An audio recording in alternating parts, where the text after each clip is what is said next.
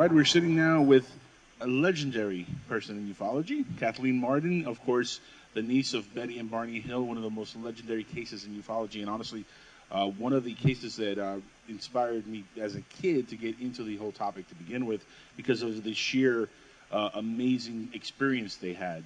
And let me say, Kathleen, it's an honor to finally meet you in person. We've talked before on air. You probably don't remember because I'm very forgettable. I understand, but we've had you on Future Theater with Bill and Nancy Burns. You've been on Skywatchers before with us in the past, and it's always an honor to meet folks like yourself and Stanton and Alejandro Rojas was here with us earlier. People that I've admired and looked up to. So thank you so much for being a part here with us. And I know you have a lot of your books, which I've read a few of them already, and I think you're a fabulous author, a fabulous amount of work you've done. Betty and Barney Hill, that story is an amazing story in itself. Tell us a little bit about how that happened. I know that you were contacted and you were told about this thing, and you've been kind of on a lifelong journey to tell the story as well, to get people to understand what happened to Betty and Barney Hill. Yes, Angel. When I was 13 years old, my aunt and uncle took a vacation. It was a short, impromptu vacation. My uncle decided to surprise her by taking a few days off from work. She had a week's vacation from her job as a social worker for the state of New Hampshire. They went to Niagara Falls and Montreal, and they were going to continue on with their vacation for another day or so, but they heard that there was a hurricane coming up the East Coast. They lived on the seacoast in Portsmouth, New Hampshire, and they decided that they should drive home to take care of the equipment they had in the yard, that sort of thing, to prepare for the possible hurricane.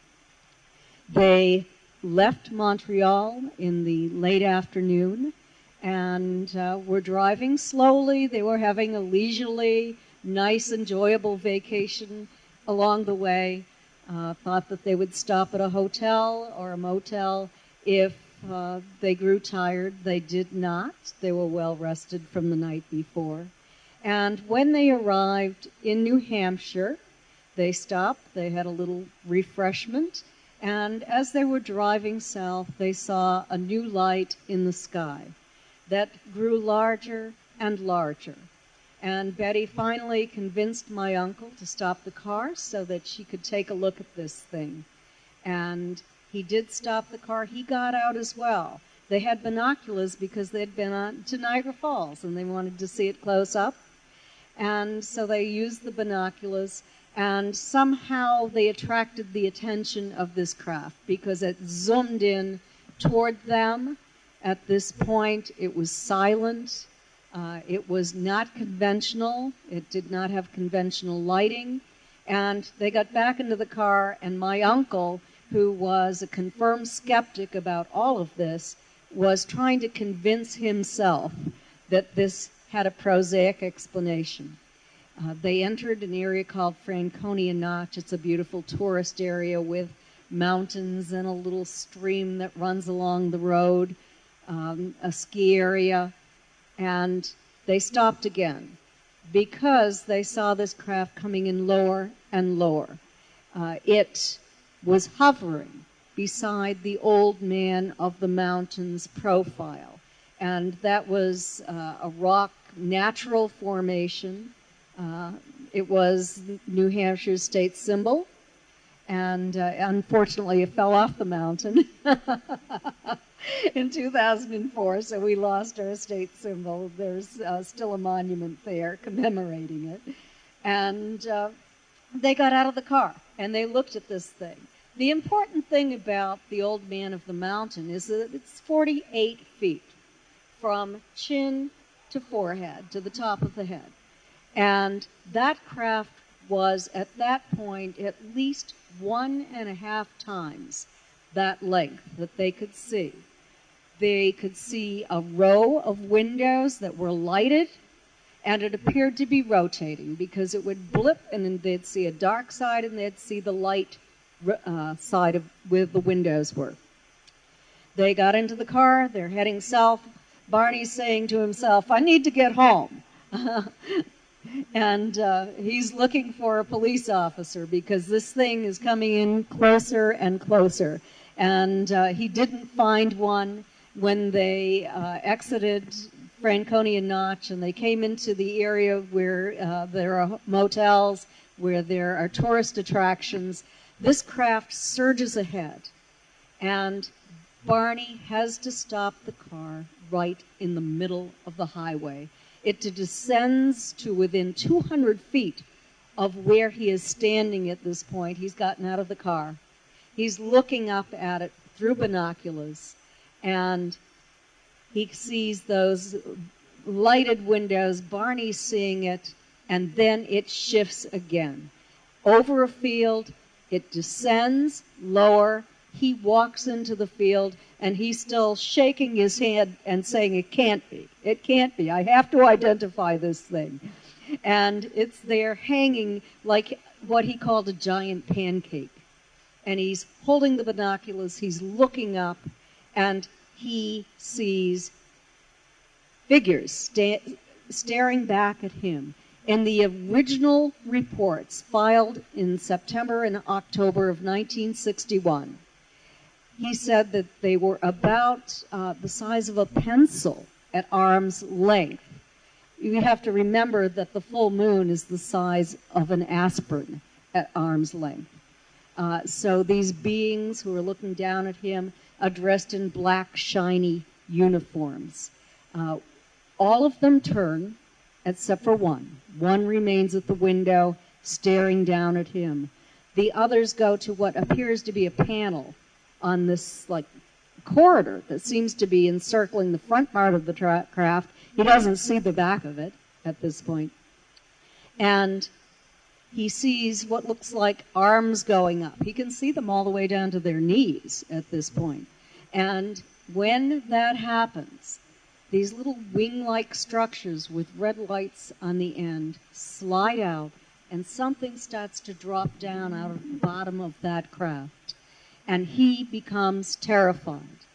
He told Walter Webb from NICAP, who interviewed him in October of 1961, that he thought he was going to be captured like, quote, a bug in a net, and close quote. He was able to pull the binoculars down from his eyes with great difficulty.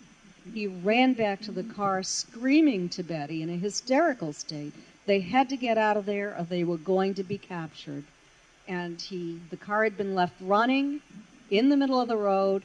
He got in, he shifted that car into gear, and he went tearing down the road. He said to Betty, "When I was running back, it looked to me like they were coming over the car again. Roll down your window and look up." She did. She was looking for lights. She didn't see lights. All she saw was blackness. She thought it had left. But then she and Barney both heard a series of code-like buzzing sounds striking the trunk of the vehicle. The next day, the next morning, when they arrived home, it was in the afternoon actually, where Betty had been advised if she had a compass, she should take it out to see how it reacted on the car.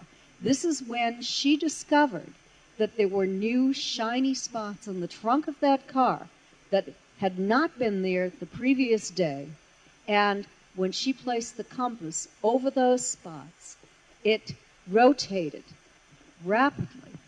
And this indicated that there was a magnetic field around the trunk of the car. We've seen this other times in MUFON, in crop circles, and in MUFON investigations. It's part of some of the abduction phenomenon when people are taken from their vehicles. At this point, when they heard those buzzing sounds back in the White Mountains of New Hampshire, they felt a tingling sensation pass through their bodies. They remembered finding themselves in a new location at some point. That is in the original documents. It's part of the original exploration they did to try to find answers. But they found themselves 35 miles down the road. they had vague memories of encountering a roadblock somewhere along the way. They had vague memories of a fiery orb. It wasn't until a couple of years later that through regressive hypnosis, that separate hypnosis, where amnesia was reinstilled at the end of each session so they couldn't compare notes, that they discovered that they had actually been abducted on this dirt road, this in a desolate area with tall trees all around. They had evidence when they arrived home that something had happened. There were, the shiny spots. My uncle's best dress shoes were so deeply scraped that he had to buy new shoes. My aunt's dress was in fine shape when she put it on the previous morning, and it was torn in several locations the next day. No prosaic explanation for how that happened. She put it into her closet knowing that she was going to have to repair it, but when she took it out again, it was covered with a pink powdery substance. It has been analyzed in 5 separate laboratories, and no one has been able to identify what that pink was. We know that it is most heavily saturated, the dress is most heavily saturated with pink in the areas where Betty remembered that these non-humans touched her dress. There is some speculation about what it is. Part of that speculation is that it could be fungus that had grown on the dress. Another speculation is that it could be yeast, and that perhaps the dress had been sanitized or sterilized, and it killed the bacteria and the viruses, and it created an environment where the yeast that might have been on their hands deposited onto her dress, grew and flourished, and then died. That's all speculation. But we do know that we have the forensic evidence that Betty's dress was damaged that night, and it correlates with her memories of what occurred. So there was a lot of evidence. It was traumatic for Betty and Barney, particularly for Barney, who actually had conscious, continuous recall of observing the non-humans, who feared that he was going to be captured. He was a very brave man. I mean, he worked for the post office. He had fought during World War II. He was appointed to the U.S. Civil Rights Commission State Advisory Committee for the state of New Hampshire. He served on the NAACP as legal redress for the region and as director of the NAACP in Portsmouth, New Hampshire at one point. He even received an award from Sergeant Shriver for the good work he had done with funds through the Office of Economic Opportunity to set up the Rockingham County Community Action Program with a committee that he was the director of. So he did very good things, and you can understand why he never wanted this story to be made public.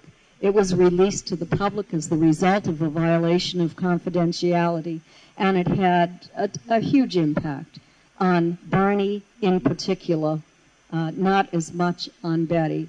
But Barney was a person who was very concerned about his reputation, the way the public viewed him. Remember, he was a black man back in the 60s. He was an African-American man married to a white woman, which interracial dating, interracial coupling back then was very taboo still. And this kind of subject, going with where he was going on with his private life, it's something I'm sure he didn't want to get out there for not only personal reasons, dealing in his business life, but also his personal life. He didn't want any extra scrutiny that might be coming on towards him, right? Well, I think that's true, but he and Betty were very public in the civil rights work that they did in the state of New Hampshire, in their political activities. They worked on the literacy program, where you had to take a literacy test back then in order to vote. And they worked on the literacy program in the state. So they had a high profile in the good things that they were doing. But You throw in an alien abduction, and what does the public think? A couple of crackpots. They certainly did not want that image. The first book I want to showcase here is called Captured, which is funny enough, as you mentioned, they were captured, and that's what Barney was really afraid of. They were going to get captured. Is that why you named the book Captured? That is. On the hypnosis tapes with Dr. Simon, Barney ran back to the car and he said to Betty, "We have to get out of here or we're going to be captured." So what perfect title for that book. And since we know that Barney passed on in '69 and his wife in '04, the movie that came out in 1975 with James Earl Jones, thank you, Estelle Parsons, that I was going to ask what was her name. I know it's James Earl Jones. But how close do you think their depiction was of what really happened? And do you think they embellished anything? And has there been another movie since, or any audio play or audio drama or anything that has tried to recreate the incident? I'm surprised Hollywood hasn't done a modern take on the story, to be honest. Well, there is going to be a movie, and it's going to be based upon Captured, which is, whoops, wrong book. It's going to be based, yes, 4 books. It's going to be based upon Captured, Stanton Friedman, and I do have a contract. The screenplay is being written right now. It's not going to be a repeat of the UFO incident, the 1975 movie, because that is still under copyright. But it has not been released to the public on DVD. But this is based upon my life. It's going to be in that movie as a 13-year-old and growing up and becoming involved in this research. And I'm sure Stanton Friedman, who is involved in this, is also going to be in this new movie. So it takes years, but it will be released as a movie. How do I feel about the UFO incident? Well, I'm very disappointed because it has led the public to believe that Betty and Barney saw a light in the sky that frightened them, and that then Betty had a series of dreams, and then a couple of years later they saw a psychiatrist who hypnotized them, and all of the information came out then. It's nonsense. The archival record shows that they had conscious, continuous recall of everything except for the abduction itself. But if you say, oh, it was an abduction that was revealed under hypnosis, and then you can say, well, hypnosis is fallible. You know, this probably didn't happen. It was probably their imaginations based upon Betty's dreams. Then you discredit the story because you're ignoring the evidence. The evidence is the most important thing here, and the evidence points to a close encounter where Barney observed non-human entities, and there is physical evidence that somehow there was an interaction where their clothing was destroyed, Barney's shoes, Betty's dress.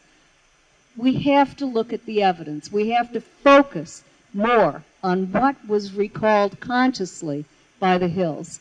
James Earl Jones did a fine job acting. Estelle Parsons didn't really capture Betty's personality as well. I thought that Estelle was playing the part of a 1960s lady who wasn't very powerful and didn't have a great deal of self-esteem. That's nonsense. That wasn't Betty at all. Betty had very good self-esteem. Betty was a powerful woman.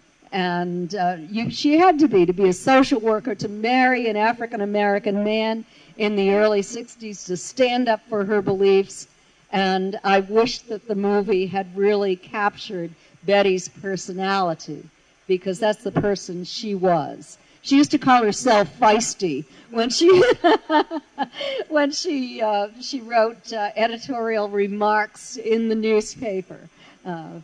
So she really was very outspoken about her beliefs. sad that Hollywood does that a lot to these movies. Travis Walton had a similar experience with It's Fire in the Sky. So very, very sad that you have to go through those movies before we can get to movies that deal with it on a more honest basis and really tells the story the way it really happened.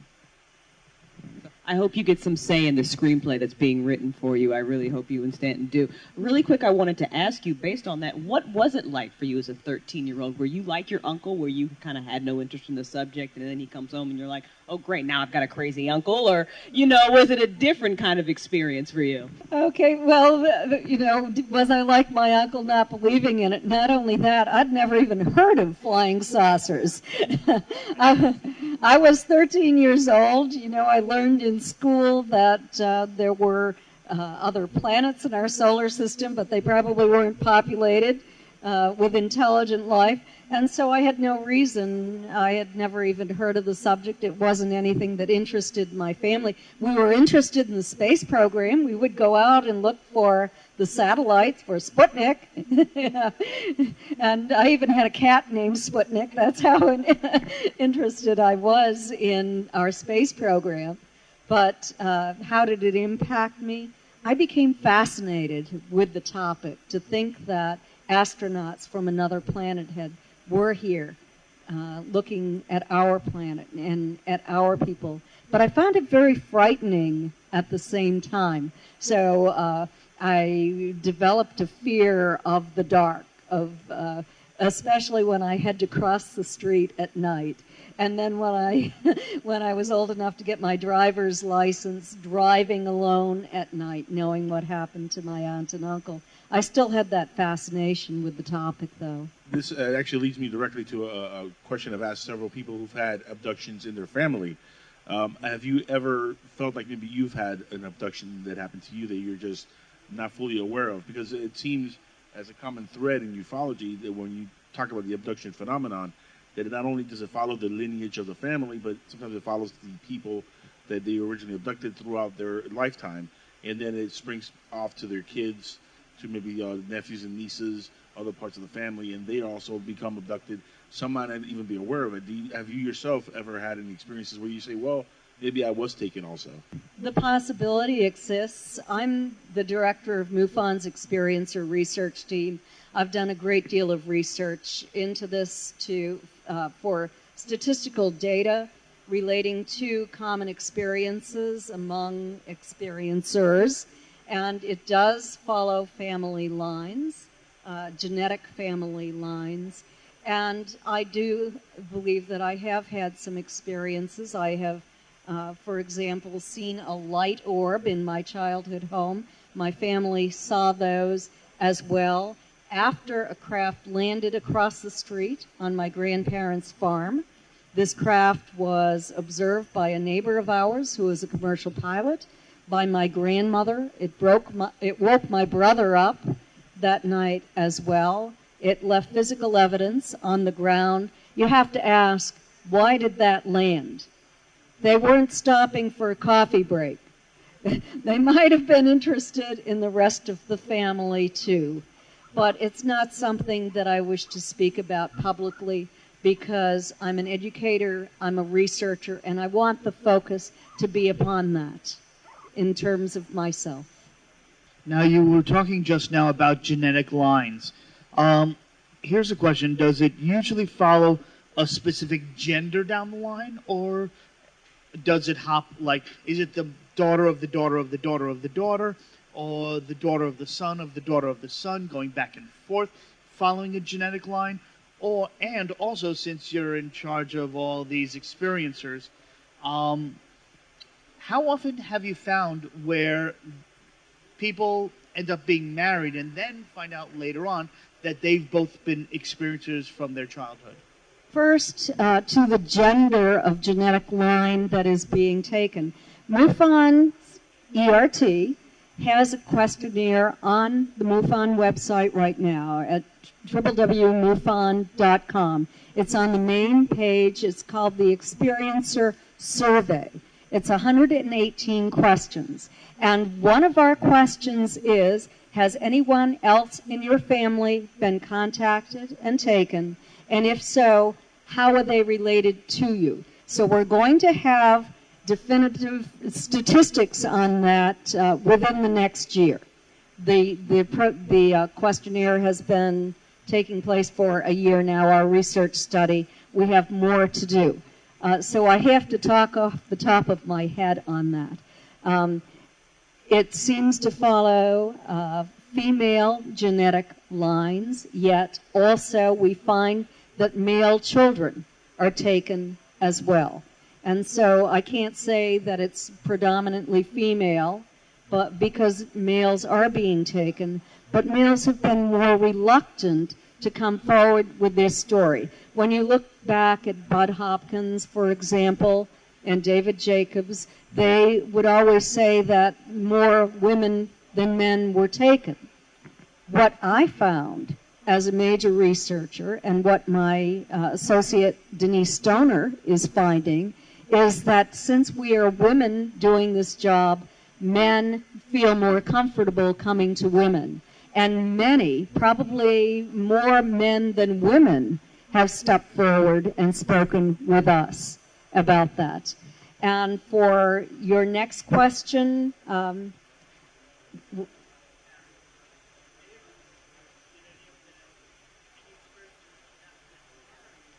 yes, yes. Yes, I am aware of married couples who are both experiencers.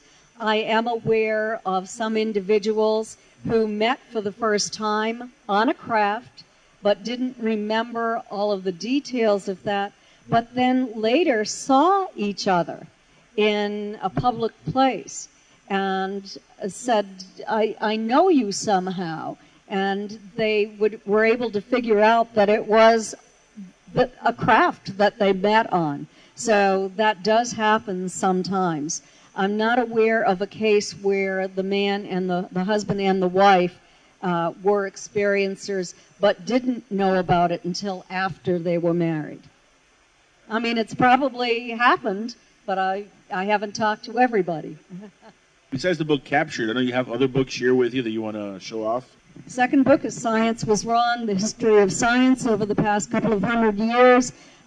Smart, politically connected scientists who made proclamations of impossibility. They were wrong. They ruined the reputations of some other scientists sometimes who were right. We have a section in there on frontiers of science in which we talk about academic studies on telepathy, on UFOs, and on alien abduction. My next book is The Alien Abduction Files with Denise Stoner. In this book, 1/3 of it is devoted to my investigation of Denise and her husband's abductions. And also, Denise has written a great deal of information, more than being scientifically oriented. In this book, I'm attempting to give the reader insight into what it feels like to be an experiencer. I tried to get into the heads of the 6 experiencers whose cases I investigated, how it felt, messages they've received, to help the public to understand what they go through, as well as the scientific evidence, as well as the 2012 academic study that Denise and I did in an attempt to identify commonalities among experiencers. And my latest book was Stanton Friedman that has not been released yet. It's going to be released on September 19, is Fact, Fiction, and Flying Saucers. It's based upon years of archival research that we have done, the history of government involvement in UFOs, the history of the cover-up, the reasons for the cover-up, and the scientists and journalists who were involved in the cover-up. We have to have you back on the show and have you for a full hour so we can talk about this book. I haven't read this book because it's not out yet, but I will say this. New Page loves me, and I love them back, and they always send me all the latest books. I've read The Alien Abduction Files and Science Was Wrong, as well as Captured, and all 3 are phenomenal books. I mean, they really are well-written. Of course, yourself and Stanton always do, just amazing work when you work together, and even when you do separate stuff, it's always great. Now, involving with Mufon, real quick before we let you go, how long have you been involved with Mufon itself? And going forward, are you going to be at any other future conferences coming up? I have been a member of Mufon since 1991. I became a field investigator, then I was their director of field investigator training, and in 2011 I took over as the director of experiencer research. So I've been very much involved with Mufon over many years, but I also am an independent researcher and investigator, and I always give the qualifier that I do not necessarily speak for Mufon. I speak for myself based upon my research. What conferences do I have? Over Labor Day weekend, I'm going to be speaking in Exeter, New Hampshire at the Exeter UFO Festival. In November, I'm going to be in Pittsburgh, Pennsylvania at Pennsylvania Mufon's conference. Next February, I'm going to be speaking at the International UFO Congress Conference in Phoenix, Arizona, and have others in the works, maybe in the UK next September. So I do a lot of traveling. I love this part of it. Real quick, give the audience any website addresses where they might be able to follow your work, follow where you're going to be at. Also, the books, obviously, they're all on New Page's website, Warwick Associates, and Barnes & Nobles, and, of course, Amazon. They can be purchased on there. But if they want an autographed copy, can they contact you directly for it? Yes, if you go to my website at Kathleen Marden, M-A-R-D-E-N, I have Kathy's Bookstore. And you can purchase autographed copies by my co-authors and myself using PayPal at the website. There is also a list of the upcoming conferences that I'll be speaking at, and also a lot of free articles, information that I have written, research projects that I've worked on. My reports are all on my website, so you can go there. Again, it's Kathleen-Marden.com. Thank you so much for being a part of Skywatchers Radio here on Mufon 2016, the symposium in Orlando, Florida. It was phenomenal to have you on the show, and a pleasure to finally meet you in person. You're a lovely lady, and you're an inspiration to everybody. You're an inspiration to everybody who's in ufology. You know, your uncle and aunt, what they went through was amazing, an amazing experience.